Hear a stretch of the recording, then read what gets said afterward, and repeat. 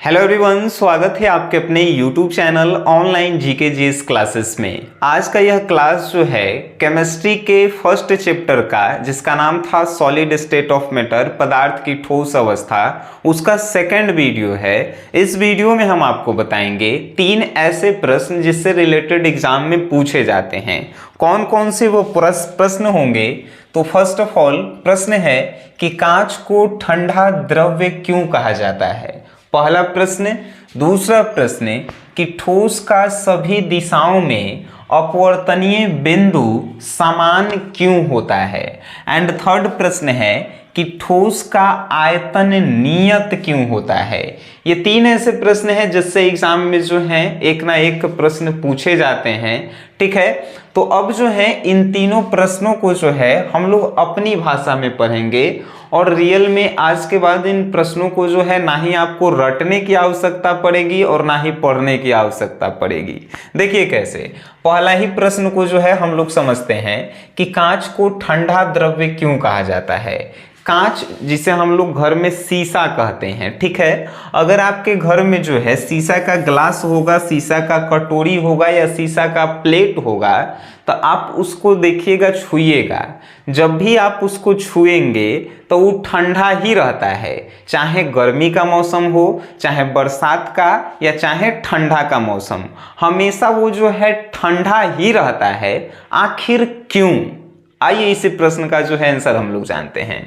देखिए, कांच के जो अवयवी कण होते हैं, अवयवी कण क्या होते हैं? तो अणु, आयन, परमाणु को ही जो है हम लोग अवयवी कण कहते हैं। तो कांच के जो अवयवी कण होते हैं, ये देखिए छोटे छोटे जो है अवयवी कण हैं। तो ये अवयवी कण जो हैं एक दूसरे से बहुत दूर दूर स्थित होते हैं। देखिए तो इस सब में जो है गैप है, देखिए तो इतना गैप है, इतना इतना।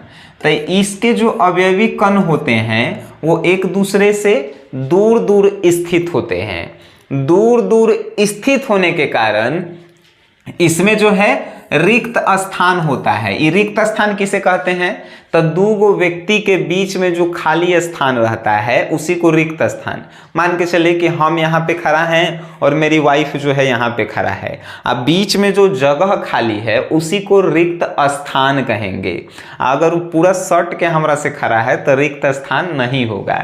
तो उसी प्रकार कांच के जो अवयवी कण हैं वो बड़ी दूर दूर पे स्थित होते हैं और दूर दूर स्थित होने के कारण इनमें जो है रिक्त स्थान होता है, जिसे हम लोग खाली स्थान कहते हैं। तो ये रिक्त स्थान से ही जो है वायु का करता है कि जितना एकरा में गर्मी होता है, यानी कि ताप और उष्मा को अपने अंदर अवशोषित कर लेता है, यानी कि हवा जो है खींच लेता है। तब बताइए, गर्मी अगर हमरा में से कोनो खींच लेवे तो खाली ठंडे न बच जाएगा, तो कोनो आदमी छुएगा हमरा तो हम ठंडे लगेंगे। ऐसे समझिए, बउआ लेखा समझिए। हमनी के शरीर में जो है गर्मी भी है और ठंडा भी है। कोई व्यक्ति बाहर से आया और हमार गर्मी के पूरा खींच लिया तो इसमें ठंडा ही बच जाएगा, है कि नहीं? उसी प्रकार कांच के जो अवयवी कण होते हैं वो दूर दूर स्थित होते हैं, जिसके दूर दूर स्थित होने के कारण वायु जो है कांच के खाली स्थान से ताप और उष्मा को अवशोषित कर लेता है, जिसके कारण कांच जो है ठंडा हो जाता है। इसीलिए कांच को हम लोग ठंडा द्रव्य कहते हैं। इसको जो है हम लोग लिखते कैसे हैं तो सुनिए थोड़ा। कांच को ठंडा द्रव्य इसलिए कहा जाता है क्योंकि कांच के अवयवी कण दूर दूर स्थित होते हैं। दूर दूर स्थित होने के कारण उनमें रिक्त स्थान होती है और रिक्त स्थान होने के कारण वायु जो है रिक्त स्थान से ताप और उष्मा को अवशोषित कर लेता है। तो कांच जो है इसीलिए ठंडा होता है, कांच को इसीलिए ठंडा द्रव्य कहा जाता है। बात समझ में आ रही है ना सर? सेकंड प्रश्न है कि ठोस का सभी दिशाओं में अपवर्तनीय बिंदु समान क्यों होता है। आपके मन का सबसे पहला प्रश्न है कि सर ये अपवर्तनीय बिंदु क्या होता है। अपवर्तनीय बिंदु यानी कि फैलने की जो है शक्ति, ठीक है ना, इतना आप एकदम खराब भाषा में समझिए, फैलने की शक्ति। फॉर एग्जाम्पल हम जो है यहाँ पे एक ठोस लिए हैं, ये जो है ईंट जेकरा से घर बनता है। तो ये देखिए ठोस का सभी दिशाओं में अपवर्तनीय बिंदु समान क्यों होता है? अब ठोस का सभी दिशाओं में अपवर्तनीय बिंदु समान इसलिए होता है क्योंकि ठोस एक ही जगह पे जो है स्थिर रहता है। बात समझ में आ रही है? अब मान के चलिए कि ईंट है, अब ईंट को जो है हम कहीं पे रख देंगे तो क्या ईंटवा हवा आएगा तो उड़िया के चल जाएगा? नहीं जा सकता है, नहीं जाएगा, कोनो एगो दिशा में नहीं जा सकता है। उस सभी दिशाओं में जो है फैलने की ओकर शक्ति जो है बराबर होती है, इसीलिए उसका अपवर्तनीय बिंदु समान होता है। समझिए फिर से, ठोस का सभी दिशाओं में अपवर्तनीय बिंदु समान क्यों होता है?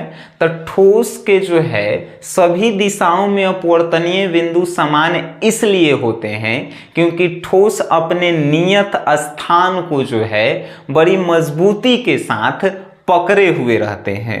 बात समझ में आ रही है सर? इतना ही इसका आंसर है। नेक्स्ट प्रश्न है कि ठोस का आयतन जो है नियत क्यों होता है? पिछले वीडियो में हमने आपसे बोले थे कि ठोस के परिभाषा बताइए, ठोस के गुण भी बताए थे ना हम आपको कि ठोस किसे कहते हैं? जिसका आकृति और आयतन निश्चित होता है उसी को हम लोग ठोस कहते हैं। तो आपके मन का एगो प्रश्न कि सर ठोस का आयतन जो है ये नियत क्यों ही होता है, बदलता काहे नहीं है ठोस का आयतन? आइए तनी समझते हैं ठोस का आयतन नियत क्यों होता है। तो जो ठोस के अवयवी कण होते हैं, अवयवी कण मतलब कि परमाणु, अणु, आयन, तो इसके जो अवयवी कण होते हैं एकदम भीरी भीरी सटल होते हैं। और भीरी भीरी सटल किसके कारण होते हैं? अंतराण्विक आकर्षण बल के कारण जो है भीरी भीरी सटल रहते हैं।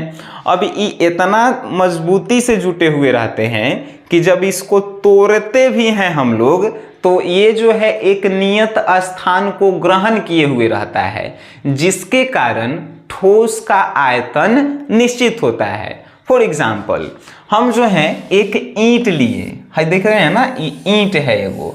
अब ईंट के जो है अवयवी कण पास पास एकदम जुटल हैं, तब तो ईंट जो है मजबूत है।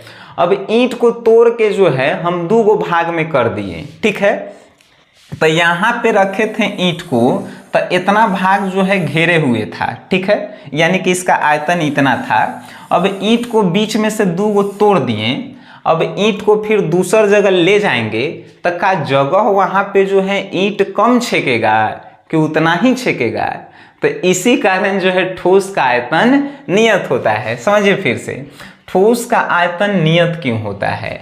ठोस का आयतन नियत इसलिए होता है क्योंकि ठोस के अवयवी कण एकदम भीरी भीरी, नजदीक नजदीक अंतराण्विक आकर्षण बल द्वारा जुड़े होते हैं, जिसके कारण इनको तोड़ने पर भी जो है ये एक नियत स्थान ग्रहण किए हुए रहते हैं। इसीलिए ठोस का आयतन जो है निश्चित होता है। नियत है कि नहीं? निश्चित होता है या नियत होता है, ठीक है। अभी तीनों प्रश्न हमें नहीं लगता है कि जीवन में आप कभी भुलाएंगे कि कांच को ठंडा द्रव्य क्यों कहा जाता है, या ठोस का सभी दिशाओं में अपवर्तनीय बिंदु समान क्यों होता है, या ठोस का आयतन नियत क्यों होता है।